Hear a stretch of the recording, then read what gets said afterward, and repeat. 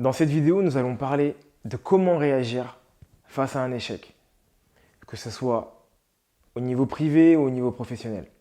Je te dis à tout de suite.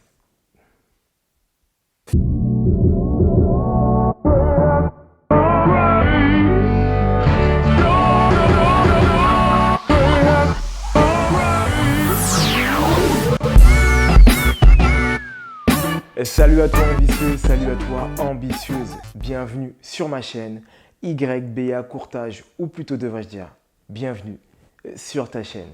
Je me présente pour ceux qui ne me connaissent pas, Roméo, je suis courtier en prêt immobilier, j'accompagne les particuliers et les investisseurs dans l'achat d'une résidence principale ou d'un investissement locatif. Et l'objectif de ma chaîne, il n'est pas compliqué, c'est de donner quelques petites astuces qui vont te permettre, comme on dit dans le jargon, de shooter ton prêt immobilier afin de l'avoir dans les meilleures conditions. Bienvenue à toi si c'est la première fois que tu viens à ma rencontre. Écoute, pour fêter ça, et surtout si tu souhaites connaître quelques astuces qui vont te permettre d'avoir un bon financement et également d'investir dans les meilleures conditions, je t'invite à t'abonner, à cocher la cloche de notification afin de pouvoir connaître toutes les dernières parutions. Je te laisse quelques instants et puis on démarre.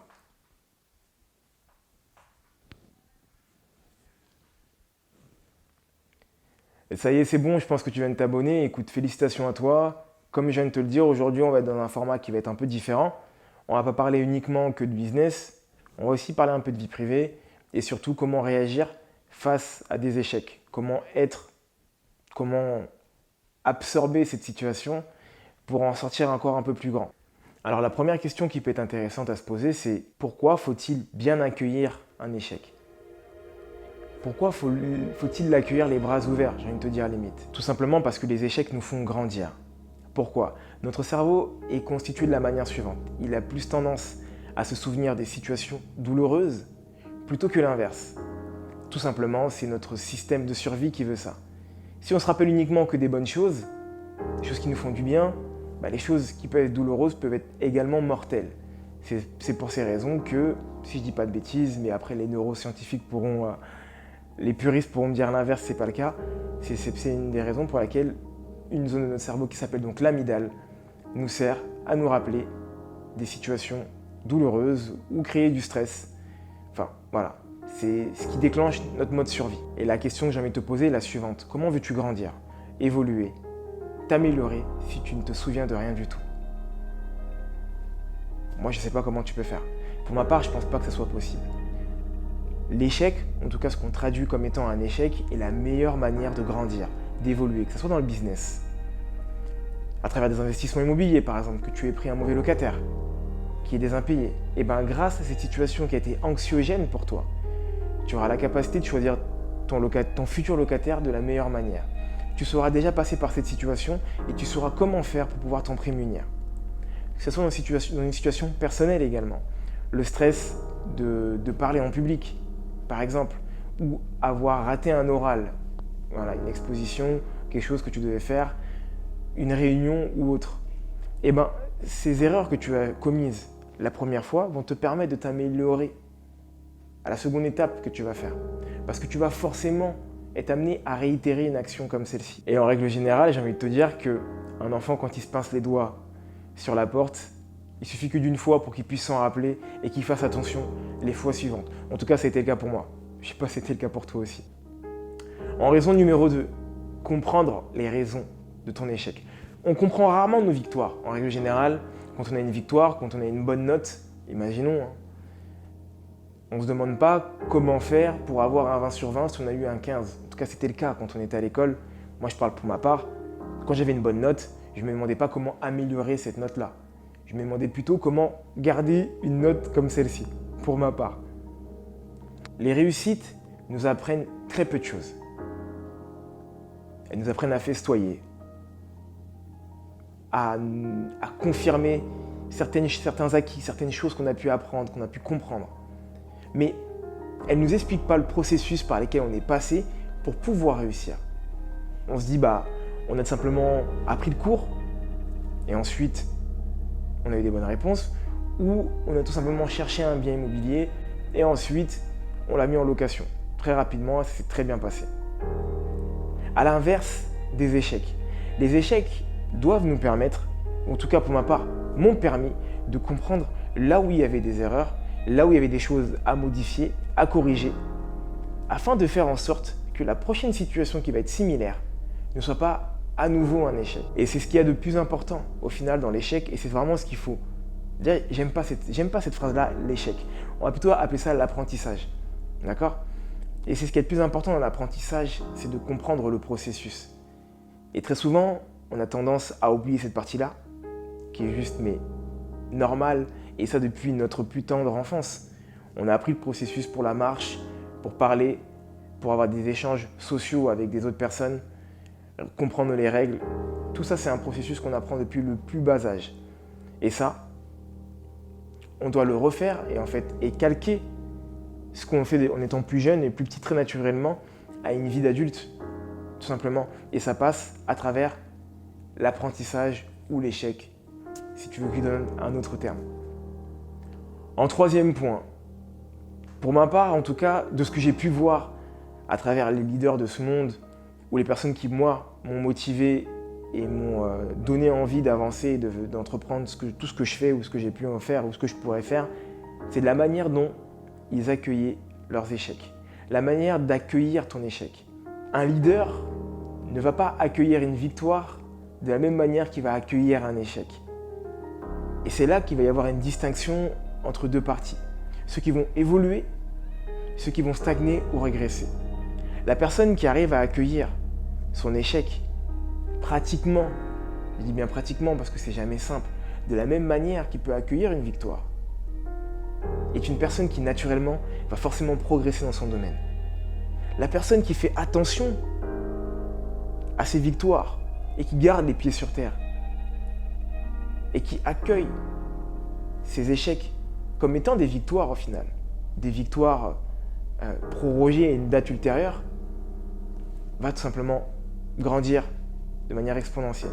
Et j'en prends pour exemple Thomas Edison, un inventeur totalement ouf, qui a inventé un grand nombre de choses, et pas uniquement que General Electric, donc l'électricité et la lumière comme on l'entend aujourd'hui. Il a également inventé le phonographe, qui était le premier enregistreur, tout simplement. Donc, il ne s'est pas dit, je me suis loupé, je vais abandonner et je vais me concentrer sur ce que j'arrive à faire. Il a cherché des solutions à ses problèmes. Et lorsque tu entreprends, lorsque tu deviens un entrepreneur, que ce soit dans ta vie personnelle ou professionnelle, parce que pour moi, l'entrepreneuriat, c'est beaucoup plus large que le domaine professionnel, tu te dois de chercher des réponses à tes échecs. De prendre tes victoires, les mettre dans un cahier de victoire, t'en crées un badge, si tu veux, tu fais un badge victoire, allez hop, là j'ai réussi à faire ça, l'histoire elle est calée. Mais te concentrer réellement sur les échecs que tu as pu avoir afin de pouvoir comprendre là où est-ce que tu peux récupérer l'essence, l'écorce, si je veux dire, d'un apprentissage quelconque, quel qu'il soit. Même ça te permet d'avancer que d'un pas de plus, c'est toujours un pas de plus que tu n'aurais pas fait si tu avais abandonné. Et pour finir, je vais tout simplement parler de moi. Donner un exemple, les raisons qui font qu'aujourd'hui je suis en face de toi, devant ton écran, que ce soit un ordinateur ou un portable. Pourquoi je me suis mis sur Internet? Comme tu dois le savoir, il n'y a pas énormément de courtiers qui sont sur la sphère YouTube et encore moins qui sont spécialisés sur l'investissement locatif. Je vais être sincère avec toi. J'ai démarré sur Internet pour répondre à un besoin primaire. Manger. Tout simplement. Je suis arrivé dans un secteur, le courtage, qui ne m'a pas attendu avant d'arriver. Il y avait des acteurs qui étaient très importants et qui sont toujours très importants dans le secteur. Et les problèmes que j'ai pu remarquer dans ce secteur-là, c'est qu'il y avait énormément d'intermédiaires avant de pouvoir passer par le client, avant de pouvoir passer par toi. Premièrement. Et deuxièmement, qu'il y avait des acteurs qui étaient beaucoup plus gros, qui avaient beaucoup plus de moyens que le jeune et ambitieux YBA Courtage désigné ci-présent. Donc il fallait que je mange, tout simplement. Il fallait que je trouve une solution pour essayer de faire en sorte de montrer à des clients que j'avais des capacités et des techniques. Parce que j'avais beau apprécier et beaucoup aimer ce métier que je suis en train de pratiquer aujourd'hui, ça ne remplit pas le frigo. Et c'est les raisons qui m'ont tout simplement poussé à arriver sur Internet. Sincèrement, je ne suis pas arrivé sur Internet avec comme seul but unique de délivrer de la valeur et basta. Non. Je suis arrivé sur Internet pour faire montrer mon métier, qui des fois est méconnu, dire aux investisseurs également qu'il y a des personnes, des spécialistes qui peuvent les comprendre et qui peuvent les accompagner. Et en dernier point, qui peut-être même était le premier, pouvoir faire tourner mon business. Parce que, en fait, tu es entrepreneur à partir du moment où tu fais de l'argent. Tu as beau créer une superbe société, avoir un superbe site, avoir un superbe spot de pub, avoir des super fringues, des super employés, tout est super. Mais si tu ne fais pas $1, si tu ne fais pas €1, tu n'es pas une entreprise. Tu deviens une entreprise à partir du moment où tu fais de l'argent, que tu crées de la valeur et que tu es rémunéré pour cette valeur-là. Voilà les raisons qui m'ont poussé. Il y en a plein d'autres, mais voilà les raisons principales qui m'ont poussé à me dévoiler et à être sur Internet tout simplement. Et tu vois, je peux te dire que si j'étais arrivé dans un secteur qui était abondant, pour lequel je n'avais pas besoin de chercher, j'avais juste à me baisser pour trouver du business, j'aurais peut-être pris plus de temps à arriver sur Internet. Et voilà, c'est la fin de cette vidéo. J'espère qu'elle t'aura plu. Si c'est le cas, comme tu le sais, n'hésite pas à la partager à un grand nombre de personnes pour que tout le monde puisse en bénéficier un maximum. Mets-y un pouce, balance-y des commentaires si tu veux qu'on échange sur ce point-là. En tout cas, moi, ça me fait plaisir de toujours faire ce genre de format-là. J'espère que ça te fait plaisir également. Il y a des liens qui sont juste en bas et qui te permettent de pouvoir rentrer en contact avec moi. C'est ce qu'on appelle un call diag. Tu cliques dessus, tu programmes un rendez-vous téléphonique qui sera totalement gratuit et stratégique et qui va te permettre de pouvoir échanger. On va pouvoir échanger toi et moi. En numéro 2, mon e-book Acheter après la crise. Je t'invite à le télécharger. Il y a les liens qui sont juste en bas. Pas grand-chose à faire. Marquez ton adresse mail, ton prénom. Et je te l'envoie totalement gratuitement. Donc vas-y, je t'en prie, n'hésite surtout pas. Et pour finir, je t'offre également la vidéo d'un séminaire dans lequel j'ai participé. Un séminaire qui était spécialisé sur les investisseurs. Si je dis pas de bêtises, il va être juste là, à côté.